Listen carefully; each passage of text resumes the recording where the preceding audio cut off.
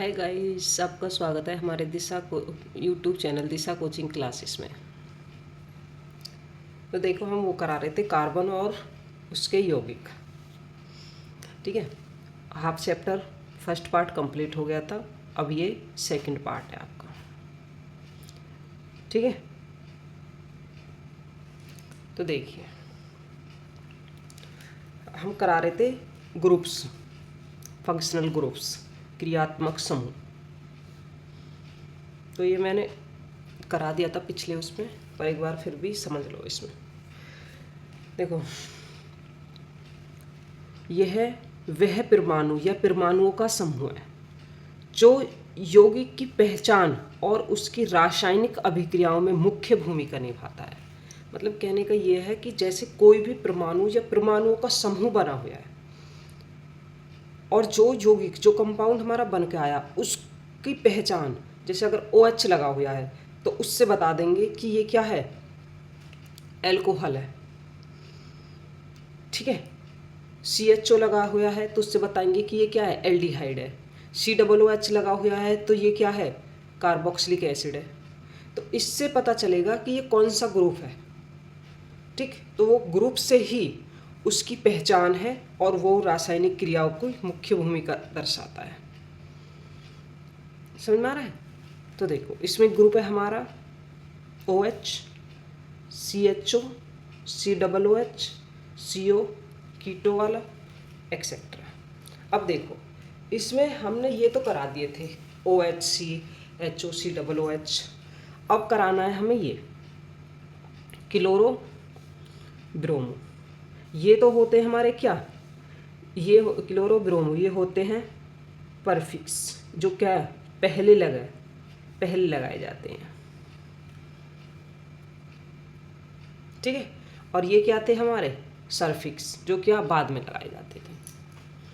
तो देखो, अगर हम बात करें क्लोरो ब्रोमो से, तो किस तरीक़ा से इसके IUPAC नाम लिखे जाएंगे। तो देखो, अगर हमारे पास कोई कार्बन है, जैसे मान लिया CH3Cl है, तो CH3 को Cl को ऐसे लिख सकते हैं कि C हमारा ये Cl, ऐसे लिखो यही से। तो अब एक कार्बन आ रही है, तो एक कार्बन के लिए क्या लगाते थे हम, मैथ। सिंगल बॉन्ड है तो क्या लगाएंगे, एन। ठीक है, मैथेन। अब देखो, ये लग गया। अब क्या है कि इसमें क्लोरीन ऐड हो रही है, तो पहले लगाएंगे सबसे पहले क्या, क्लोरो, फिर लिखेंगे क्या, मैथेन, क्लोरो मैथेन।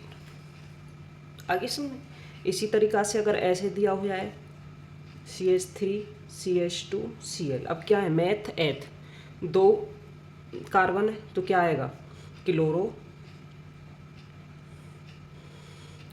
एथेन।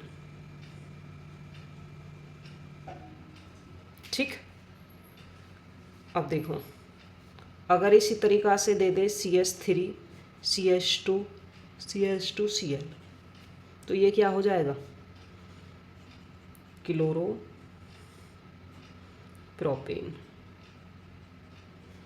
अब देखो, अब ऐसे ऐसे अगर हम एक एक कार्बन बढ़ाते जाएं, तो एक एक कार्बन बढ़ाने पे आप देखो क्या बढ़ता हुआ जा रहा है। तो सब में क्या बढ़ रहा है, यहाँ CH3 था, यहाँ CH2 एक्स्ट्रा हो गया, यहाँ CH2 एक्स्ट्रा हो गया, तो क्या बढ़ रहा है, तो सब में CH2 बढ़ते हुए जा रहे हैं।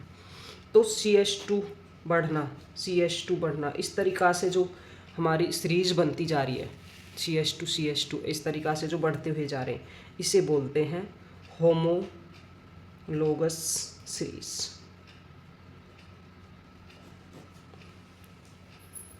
समझ में आ रहा है? तो ये हो गए तुम्हारे, इस तरीक़ा से क्लोरो ब्रोमो वगैरह यूज करेंगे हम। ठीक है,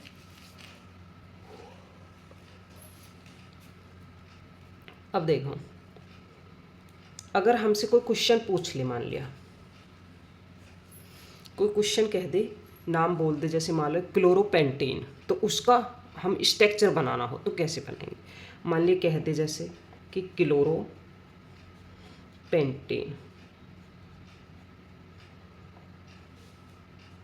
तो कैसे बनाएंगे? तो देखो पेंटेन यानी 5 कार्बन, 1 2 3 4 5, 5 कार्बन हो गए।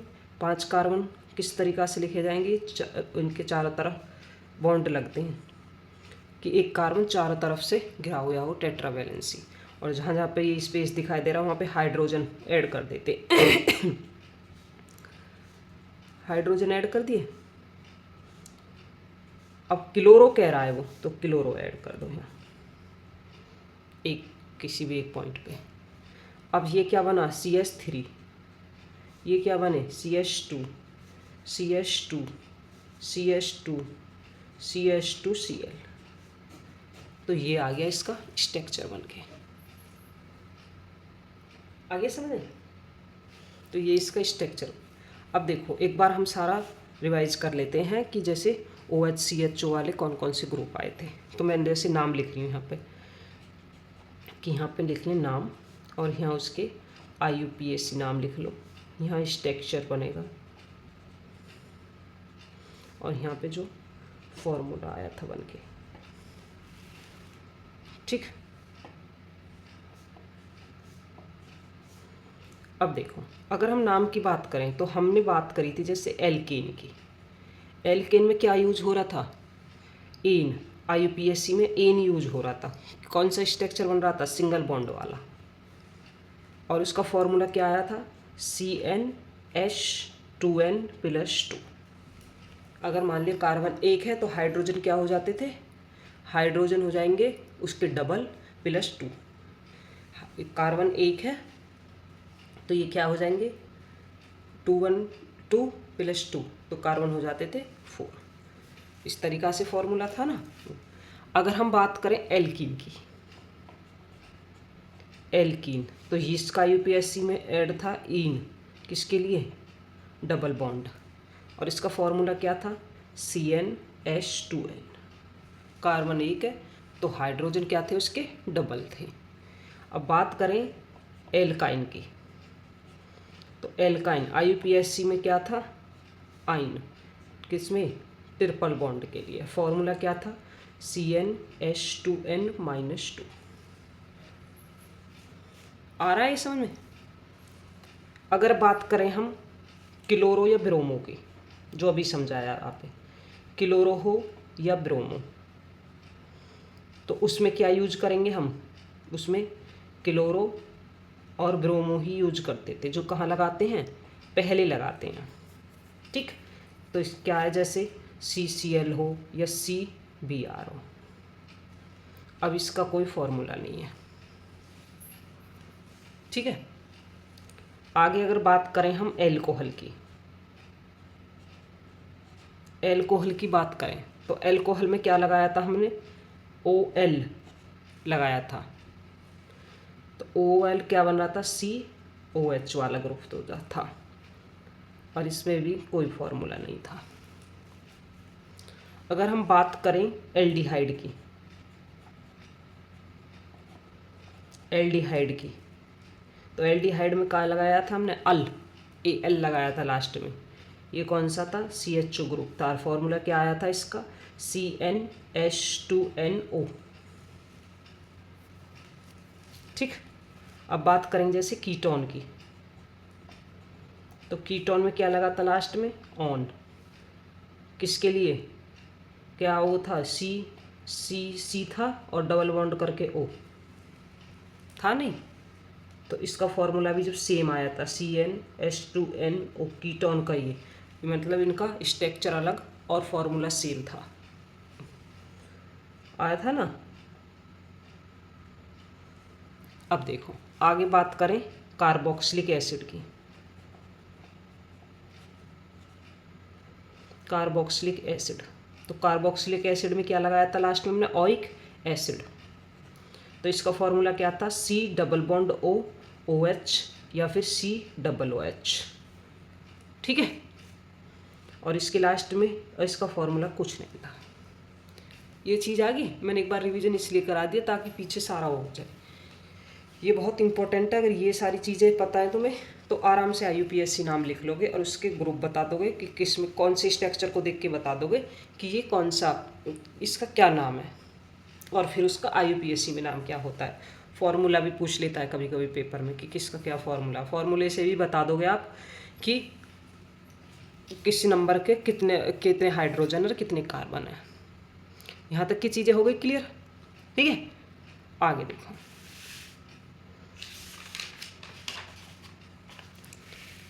अब बात करते हैं हम आइसोमर्स या समावयवी क्या होते हैं।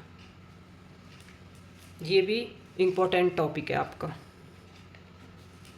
आइसोमर्स ऐसे यौगिक जिनका आणविक सूत्र समान हो, वह परमाणु की व्यवस्था अलग अलग होती है।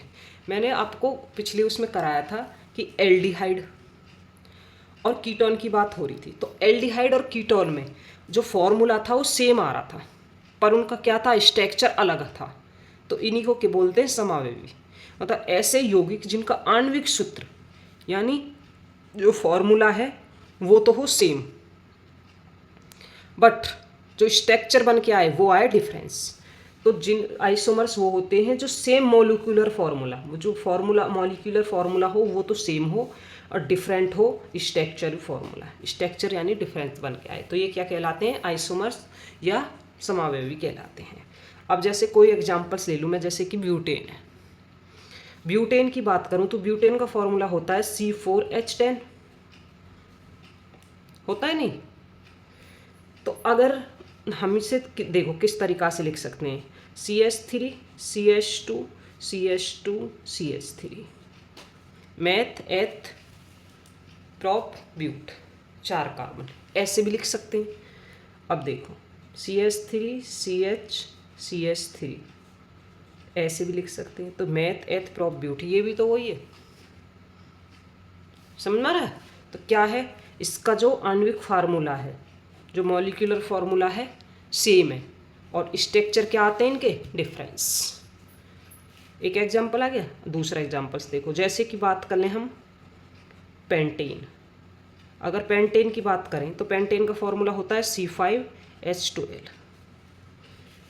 तो इसे देखो ये भी सेम है, ऐसे ही इसको चेन में भी लिख सकते हैं, CH2 CH2 CH2 CH3, और या इसको फिर ऐसे भी लिख सकते हैं CH3 CH2 CH CH3 CH2 CH3, ऐसे भी लिख सकते हैं। ये भी क्या है, पेंटेन ही है। अब मैं बात तुमसे कर रही थी किसकी, एल्डिहाइड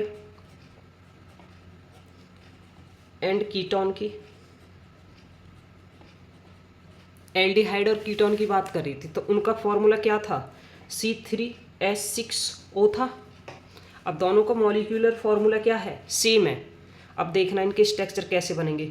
जो एल्डिहाइड है, एल्डिहाइड का स्ट्रक्चर देखना, तो एल्डिहाइड का स्ट्रक्चर कैसे बनता है, CH3 CH2 C double bond OH। तो देखो 1 2 3, 3 कार्बन आ गए, 3 4 5 6 हाइड्रोजन और 1 ऑक्सीजन, तो ये आ गया एल्डिहाइड का। अब अगर बात करें कीटोन की, तो कीटोन को क्या आएगा, CH3 C double bond O CH3, 1 2 3, 3 carbon, 3 3 6 hydrogen और 1 ऑक्सीजन आ गया। तो ये क्या बन के आया हमारा, ये आया हमारा प्रोपेन बन के, और ये क्या बन के आया हमारा, प्रोपेनल। ये Al लगता है इसमें और इसमें An लगता है, An, समझना है।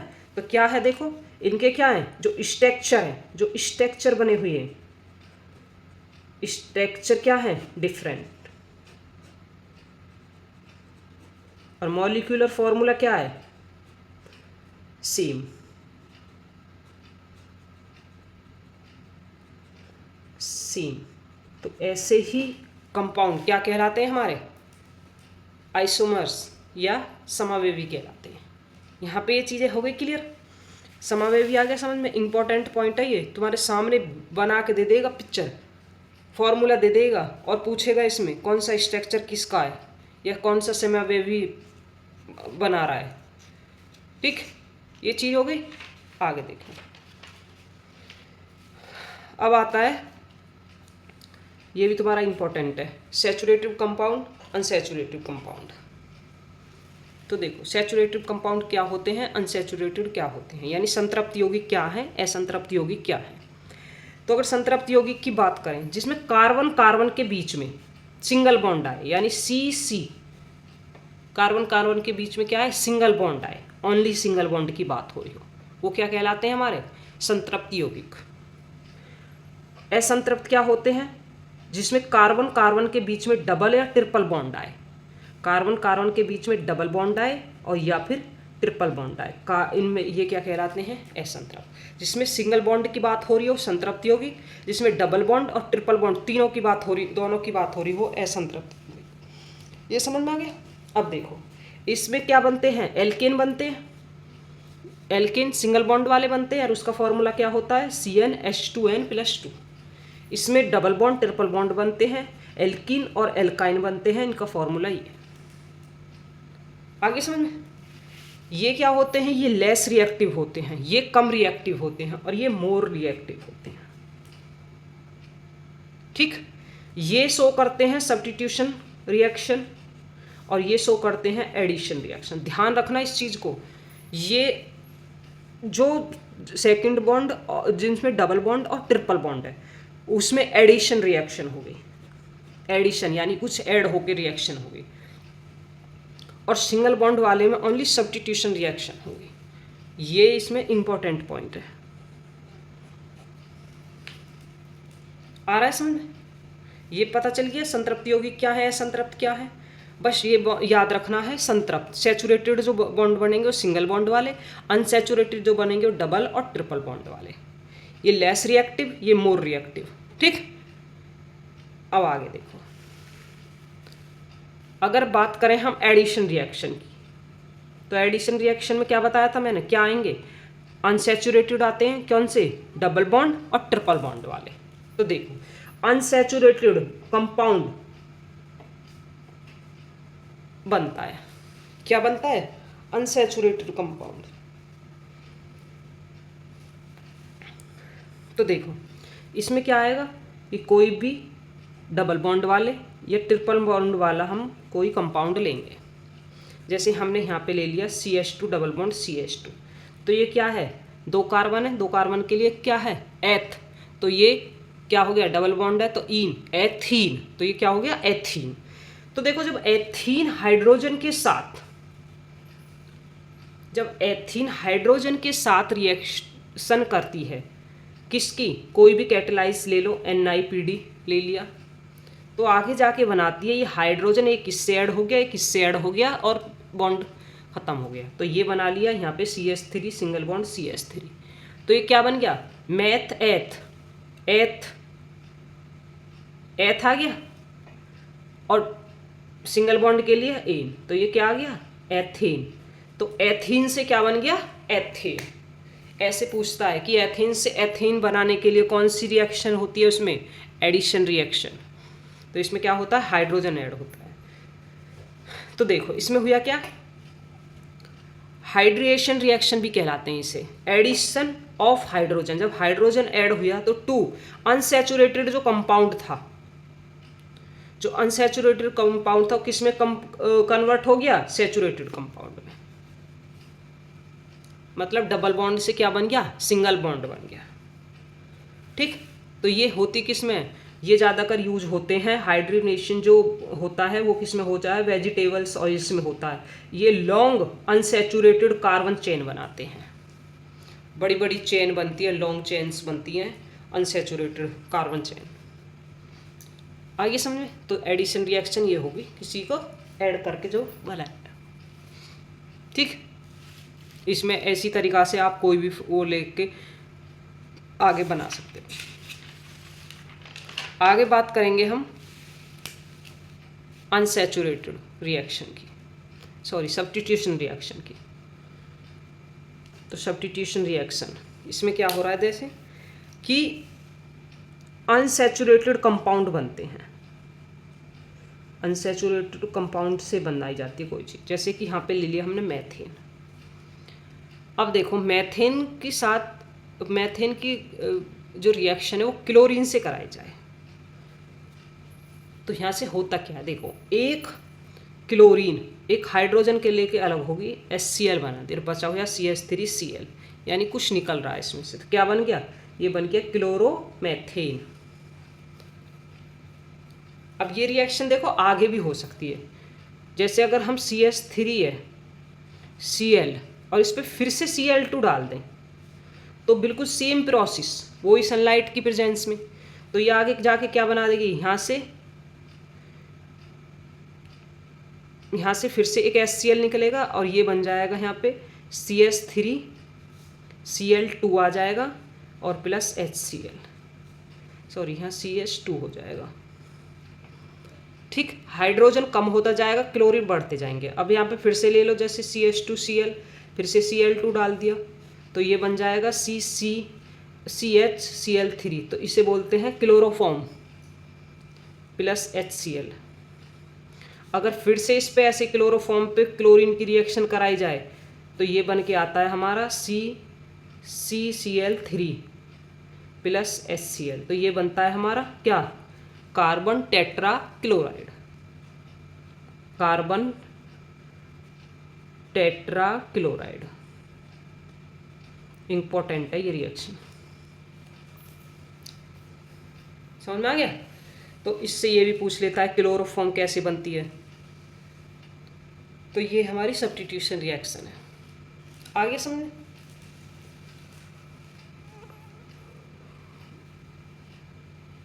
आगे देखो, अब आगे आता है कॉम्ब्यूजन या दहन। किसी पदार्थ का ऑक्सीजन की उपस्थिति में जलना जिससे ताप व मतलब प्रकाश उत्पन्न होता हो। मतलब कोई जो पदार्थ है जब ऑक्सीजन के साथ रिएक्ट करता है, ऑक्सीजन की उपस्थिति में जलता है, तो उसमें क्या होता है, हीट निकलती है और लाइट ऊर्जा उत्पन्न होती है। तो बात करें जैसे जब कंप्लीट कॉम्बिनेशन होता है, जो कंप्लीट कॉम्बिनेशन होता है तो उसमें क्या होता है, जब एयर की सप्लाई करते हैं, ऑक्सीजन की सप्लाई करते हैं हम, उसके साथ रिएक्शन कराते हैं तो कार्बन डाइऑक्साइड, वाटर व हीट बनता है। मतलब कंप्लीट दहन हो रहा है। जब कंप्लीट दहन हो रहा है तो कार्बन डाइऑक्साइड, वाटर और हीट निकलेंगे, ये फिक्स है। अगर बात करने लगे हम जैसे मैथेन की, तो यहाँ पे हमने मैथेन ले ली, ये ऑक्सीजन के साथ रिएक्शन कर रही है तो ये बना रही है कार्बन डाइऑक्साइड, वाटर और हीट, ये कंप्लीट दहन हो रहा है। अब यहाँ पे बात कर लें जैसे हम एथिल एल्कोहल की, एथिल एल्कोहल लिया, ऑक्सीजन के साथ रिएक्शन कर रहे हैं तो कार्बन डाइऑक्साइड, वाटर और हीट बनेगा। ठीक है, तो ये क्या हो रहा है, कंप्लीट दहन हो रहा है। आगे बात करें, देखो जैसे कि अगर अनसैचुरेटेड कार्बन कंपाउंड है तो ये क्या होता है कि जब भी जनरली गिव्स ए क्ली, जो जलेंगे, जब ये जलते हैं, ये कंप्लीट जलते हैं तो ब्लू फ्लेम जो इनकी वो लो होती है, वो क्या होती है, ब्लू कलर की जलती है। और अनसैचुरेटेड कंपाउंड, देखो सैचुरेटेड कौन सा था, सिंगल बॉन्ड वाला, याद रखना, ये कम रिएक्टिव वाला। Unsaturated double bond, triple bond वाले। और जब ये जलते हैं तो ये क्या देते हैं, येलो फ्लेम के साथ जलते हैं, लॉट्स ऑफ ब्लैक स्मोक, और ब्लैक सा धुआं देते हैं।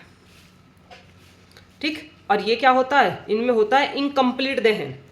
देखो सैचुरेटेड वाले में क्या होता है, कंप्लीट दहन होता है, और इनमें होता है अनकम्प्लीट।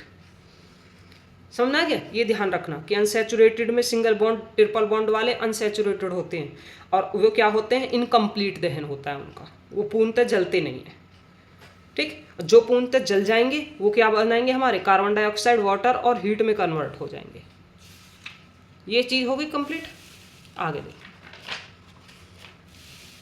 अब बात करने लगे कि हम कार्बन, तो कार्बन क्या क्या बनाता है हमारा, जो कार्बन में रिंग्स बनती हैं, रिंग्स ऑफ कार्बन, तो देखो ये इस तरीका से भी बनाता है। मैंने बताया था ना, जो कार्बन है क्या लॉन्ग चेन बनाता है, तो लॉन्ग चेन तो बनाता ही है, इस तरीका से साइक्लो भी बनाता है, साइक्लोब्यूटेन, साइक्लोप्रोपेन, साइक्लोहेक्सेन, इस तरीका से रिंग भी बनाता है।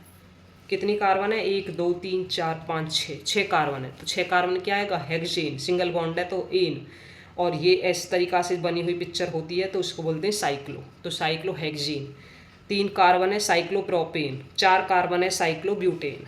ठीक है, तो ये ऐसी तरीक़ा से कार्बन रिंग भी बनाता है। आगे देखो, अगर ऑलिट्रॉप्स की बात करें तो जिनकी फिजिकल प्रॉपर्टी क्या हो, डिफरेंट हो, और केमिकल प्रॉपर्टी क्या हो, सेम हो, वो क्या कहलाते हैं, ऑलिट्रॉप्स कहलाते हैं, क्योंकि ये सेम एलिमेंट से बनते हैं। जैसे कि बात करें हम कि कार्बन से क्या बना है, ग्रेफाइट कार्बन से बना हुआ है, पर कैसा है, स्मूथ टाइप का थोड़ा। डायमंड क्या है, बहुत हार्डेस्ट है, बहुत हार्ड है, तो ये क्या है, ऑलिट्रॉप्स होते हैं। ठीक, आगे अब सबसे वैसे मैं कैटिलेशन वाला ये करा दिया है मैंने, पर फिर भी एक बार एक साथ समझ लो इन पॉइंटों को। देखो, क्या कारण है कि कार्बन बहुत यौगिक, बहुत सारे कंपाउंड बनाता है, क्या कारण है? तो सबसे पहला कारण है कैटिनेशन। मैंने पीछे ये लिखवाया था स्टार्टिंग में, जब हमने वो फर्स्ट वाली वीडियो कराई थी तो उसमें बिल्कुल स्टार्टिंग में ही कराया था मैंने कि जो कार्बन है वो कैटिनेशन शो करता है।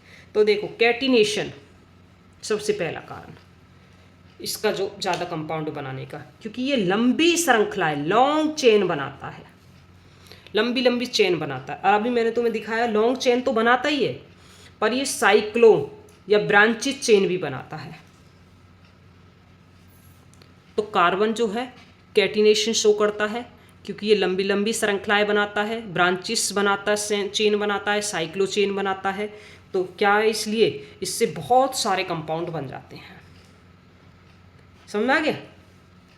आगे देखो, अगर बात करें इसकी वैलेंसी की तो इसकी क्या होती है, टेट्रा वैलेंसी होती है। मैंने क्या बताया, टेट्रा वैलेंसी, चारों तरफ से घिरा हुआ है ये। तो क्या होते हैं, एलिमेंट्स इससे आके चिपक जाते हैं। समझ में आ गया?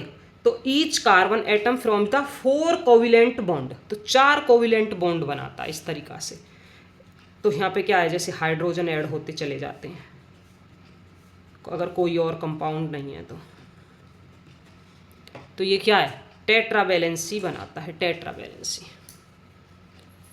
ठीक है, आगे देखो, सबसे main point, small size of carbon atom. देखो, जब स्मॉल साइज है इसका, स्मॉल साइज का मतलब है जब स्मॉल साइज है तो कार्बन क्या होता है, हाईली स्टेबल होता है, बहुत ज़्यादा स्टेबल होता है, अपनी तरफ चीज़ों को खींचता है, अपनी तरफ खींच लेता है। तो क्या होता है, due to small size of carbon, size carbon का साइज छोटा होने के कारण जो कंपाउंड बनते हैं वो हाईली स्टेबल बनते हैं। As the pull on electron, और इलेक्ट्रॉनों को अपनी तरफ खींच देता है इस वेरी स्ट्रॉन्ग, बहुत पावर से। तो इसलिए ज़्यादा से ज़्यादा कंपाउंड इससे बनते हैं। ये समझ में आ गया? तो पहला क्या था कि ये कैटिनेशन शो करता है, दूसरा टेट्रावैलेंसी, और तीसरा small size of carbon. Carbon atom का क्या होता है, साइज स्मॉल होता है। अगले बात करें कि आइसोमर्स, तो आइसोमर्स वाले मैं आपको पहले पूरा डिटेल में समझा चुकी हूँ कि ये कार्बन से क्या करते हैं, आइसोमर्स बनते हैं, कि जैसे उनका मॉलिक्यूलर फॉर्मूला सेम हो और स्ट्रक्चर डिफरेंट डिफरेंट बन के आते हैं। ठीक, तो ये तो क्या क्या शो करता है, कार्बन से ज़्यादा यौगिक बनने का कारण क्या क्या है, कैटिनेशन, टेट्रावैलेंसी, स्मॉल साइज और आइसोमर्स। आगे चारों पॉइंट समझ में आ गए। अब बात करें हम कि जो जैसे मैंने एथेनॉल कराए थे, एथेनॉल वाले कराए थे कि उनको IUPAC नाम कराए थे। अब इसमें कुछ रिएक्शंस है इंपॉर्टेंट, तो एथेनॉल रिएक्शंस। तो देखो, जब भी कोई एथेनॉल किसी मेटल के साथ रिएक्शन करता है तो क्या बनाता है, सॉल्ट बनाता है। तो ये क्या बना दिया, जैसे यहाँ पे सोडियम एथॉक्साइड। देखो यहाँ से हुआ क्या है कि जैसे हमने इसके 2 पार्ट लिए हैं तो यहाँ से 2 हाइड्रोजन अलग हो गए। मतलब कहने का ये है कि जब ये हाइड्रोजन अलग होगी और ये इससे मेटल्स ऐड हो गए तो जो हाइड्रोजन निकलती है जब, तो वो पॉप साउंड प्रोड्यूस करती है। समझना? जब एथेनॉल मेटल के साथ रिएक्शन करते हैं तो क्या बनाते हैं, सोडियम एथॉक्साइड, मतलब सॉल्ट बनाते हैं जो कि होता है कलरलेस, और हाइड्रोजन रिलीज करते हैं जो पॉप साउंड देती है। आगे समझे? आगे देखो, अगर बात करें जैसे ये हमारे पास एथेनॉल है, जब ये H2SO4 के साथ कंसंट्रेशन HTSO4 के साथ हीट करते हैं तो ये एथीन बनाता है। एथीन कैसे, देखो यहाँ से ये H2O जैसे बाहर कर दिया तो ये बचा कि यहाँ पे CH3CH, तो ये इसको एक हाइड्रोजन देके CH2 डबल बॉन्ड CH2 बना लेगा, तो क्या हो गया एथीन, और वाटर रिमूव होता है। तो देख कंसंट्रेशन H2SO4 की बात करें तो ये क्या होते हैं, डिहाइड्रेशन एजेंट होते हैं, समझ आ रहा है। तो डिहाइड्रेशन एजेंट होते हैं, मतलब कहने का ये है कि हाइड्रोजन रिमूव करते हैं, removal of water, water remove करते हैं, डिहाइड्रेशन की बात हो रही है तो ठीक है। This reaction is called dehydration of ethanol, जो ये रिएक्शन है ये क्या कहलाती है, डिहाइड्रेशन ऑफ एथेनॉल, एथेनॉल का डिहाइड्रेशन का। ये आगे समझ में, आगे देखो, अगर बात करें कि एथेनॉल, एथेनॉल का अगर हम करें ऑक्सीडेशन, ऑक्सीडेशन करें तो देखो जो हमारा KMnO4 है यानी पोटेशियम पर मैग्नेट या पोटेशियम डाइक्रोमेट जो होते हैं, ये होते हैं ऑक्सीडेशन एजेंट होते हैं, जो क्या करते हैं एथेनोइक एसिड में कन्वर्ट करते हैं इसे। मतलब कहने का ये है ऑक्सीडेशन हो रहा है तो ऑक्सीजन का ऐड होना या फिर क्या हाइड्रोजन रिमूव होना, तो ऑक्सीजन ऐड होना या फिर हाइड्रोजन रिमूव होना क्या ऑक्सीडेशन कहलाता है।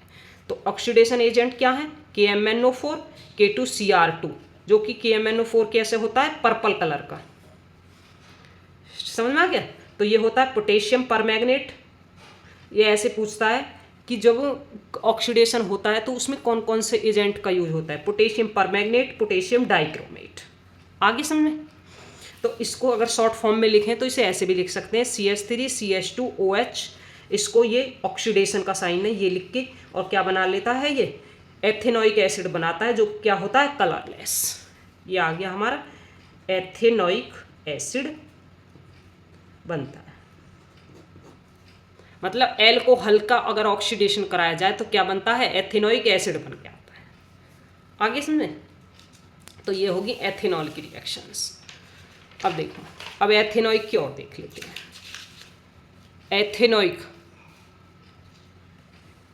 एथेनोइक या CH3COOH रिएक्शंस। देखो जब एथेनोइक एसिड किसी बेस के साथ रिएक्शन करता है तो ये सॉल्ट बनाता है। यहाँ से अगर H और ये OH को अलग कर दें तो क्या हो गया, वाटर अलग हो गया, और ये यहाँ पे CH3COO Na ऐड हो जाएगा तो सोडियम सॉल्ट बना रहा है, समझ में आ गया। अब देखो CH3COOH एथेनोइक एसिड किसी भी मेटल कार्बोनेट के साथ में, किसी भी मेटल कार्बोनेट के साथ में रिएक्शन करता है तो यहाँ पे भी क्या बनाता है, सॉल्ट बनाता है, कार्बन डाइऑक्साइड और वाटर रिलीज करता है, ठीक। यहाँ पे एथेनोइक एसिड अगर मेटल बाइकार्बोनेट के साथ रिएक्शन करता है तो यहाँ पे यही सेम ऐसी सॉल्ट बन का आएगा, कार्बन डाइऑक्साइड और वाटर बनता है। ये समझ में आ गया। तो जब भी एथेनोइक एसिड बेस के साथ में किसी भी मेटल कार्बोनेट के साथ में, किसी मेटल बाइकार्बोनेट के साथ में रिएक्शन करता है तो सॉल्ट बनाता है, वाटर और कार्बन डाइऑक्साइड गैस बनाता है। ये समझ में आ गया। अब इसका ये सबसे इंपॉर्टेंट है एस्टरिफिकेशन। जब भी कोई एथेनोइक एसिड एल्कोहल के साथ रिएक्शन करता है, एक तो सबसे पहले कि ये रिवर्सिबल रिएक्शन होती है, इससे ईस्ट बनाया जा सकता है। तो यहाँ से देखो, यहाँ से OH और H हटा दो तो यहाँ से वाटर क्या हो गया, अलग हो गया। तो CH3COO और CH2CH3 ये जो बन के आता है ये क्या बन के आया तुम्हारा, एस्टर बन के आया है, और वाटर अलग हो गया। तो ये जो एस्टर बना है इसका यूज किस में करते हैं, किसी भी जो भी स्वीट्स वगैरह बनाते हैं उसकी स्मेल के लिए सब्स्टिट्यूशन का यूज करता है। कोई भी हम परफ्यूम वगैरह बनाने के लिए या फिर फ्लेवर्स देने के लिए इसका एजेंट का काम करता है एस्टर्स। समझेंगे, ये एस्टरिफिकेशन इंपॉर्टेंट है तुम्हारा।